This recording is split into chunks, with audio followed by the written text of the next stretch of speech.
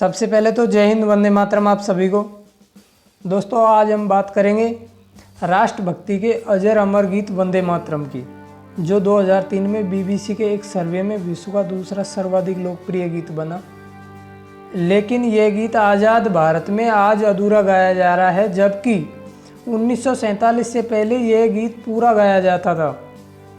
इस बारे में भी हम बात करेंगे। इससे पहले थोड़ा सा इस गीत के बारे में आपको बता देते हैं। दोस्तों, इस गीत की रचना 1876 में बंगाल के कांतलपाड़ा गांव में बंकिम चंद्र चट्टोपाध्याय जी द्वारा की गई थी और 1882 में इस गीत को उनके प्रसिद्ध उपन्यास आनंद मठ में शामिल किया गया था। और सर्वप्रथम इस गीत को 28 दिसंबर 1896 में कांग्रेस के कलकत्ता अधिवेशन में रविंद्रनाथ टैगोर जी द्वारा गाया गया था। 1905 में कांग्रेस की कार्यकारिणी बैठक में इस गीत को राष्ट्रीय गीत का दर्जा मिला। 1907 में जब मैडम भीकाजी कामा द्वारा जर्मनी के स्टटगार्ट में जो तिरंगा लहराया था, उसके मध्य में वंदे मातरम लिखा हुआ था और आज़ादी की गोली का शिकार बनकर दम तोड़ने वाली आज़ादी की दीवानी मतंगना हजारा जी की जुबान पर आखिरी शब्द वंदे मातरम ही थे।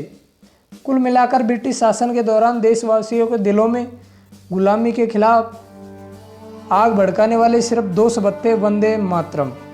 अपने देश को मातृभूमि मानने की भावना को प्रज्वलित करने वाले कई गीतों में ये गीत सबसे पहला गीत है।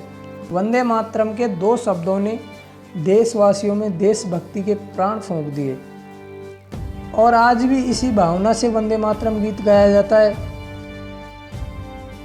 या हम ऐसे भी कह सकते हैं कि देश के लिए सर्वोच्च त्याग करने की प्रेरणा देशभक्तों को इस गीत के माध्यम से मिली। अब बात करते हैं इस गीत के विरोध की। दोस्तों, इस गीत में मातृभूमि की वंदना की गई है और भारत को माँ दुर्गा का स्वरूप मानते हुए देशवासियों को उस माँ की संतान बताया तथा भारत को वो माँ बताया जो अंधकार और पीड़ा से घिरी हुई है। उसके बच्चों से बंकिम चंद्र चट्टोपाध्याय जी आग्रह करते हैं कि वे अपनी माँ की वंदना करें और उसे शोषण से बचाएं। इस गीत में भारत को माँ दुर्गा का प्रतीक मानने के कारण आने वाले समय में इसका विरोध भी शुरू होने लगा। इस विरोध में मोहम्मद अली जिन्ना, शौकत अली, सैयद इमाम अली जैसे कई मुस्लिम नेता रहे।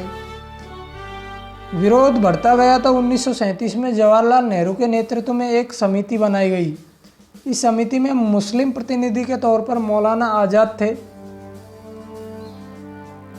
और इस समिति ने विचार विमर्श किया। तो मौलाना आज़ाद ने जब इस गीत को पढ़ा तो उन्होंने पाया कि इस गीत के शुरुआती दो छंद इस्लाम विरोधी नहीं है, बाकी तीन छंदों में हिंदू देवी देवताओं का उल्लेख है।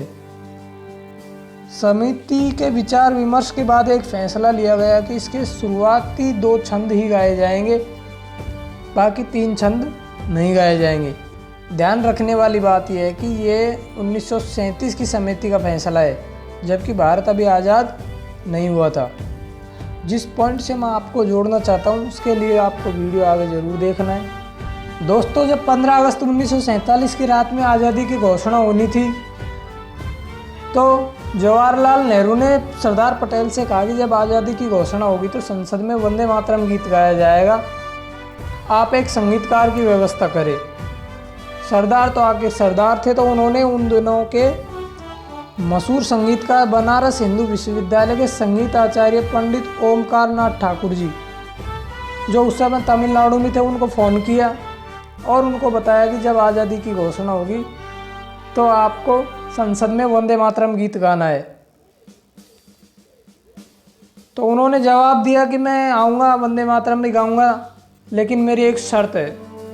सरदार ने पूछा कि आपकी क्या शर्त है? तो उन्होंने जवाब दिया कि मैं खंडित भारत में खंडित राष्ट्रगीत नहीं गाऊँगा। तब पटेल जी ने कुछ नहीं कहा और उनके लिए एक विशेष विमान का इंतजाम किया। वे तमिलनाडु से दिल्ली पहुँचे और उन्होंने आधी रात को, जब आज़ादी की घोषणा हो चुकी थी, उसके बाद में पूरा 22 पंक्ति का वंदे मातरम गीत गाया, जो लगभग 9.5 मिनट में गाया था। फिर उसी गीत को 16 अगस्त की सुबह ऑल इंडिया रेडियो पर भी प्रसारित किया और इस प्रसारण का श्रेय सरदार पटेल जी को जाता है।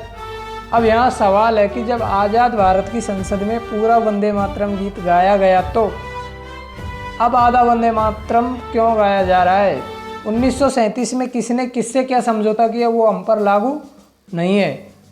दोस्तों, अगर आपको पूरा वंदे मातरम गीत सुनना है तो नीचे डिस्क्रिप्शन में लिंक दिया है, उसमें पंडित ओमकार नाथ ठाकुर जी की आवाज़ में पूरा वंदे मातरम गीत है। बहुत सुंदर गीत है, कृपया ज़रूर सुने। अगर आपको हमारा ये वीडियो पसंद आया तो हमें कमेंट करके बताएं, लाइक करें, शेयर करें, सब्सक्राइब करें और इसी तरह की वीडियो के लिए जुड़े रहे हमसे। धन्यवाद। जय हिंद, वंदे मातरम। आप सभी को भारत माता की जय।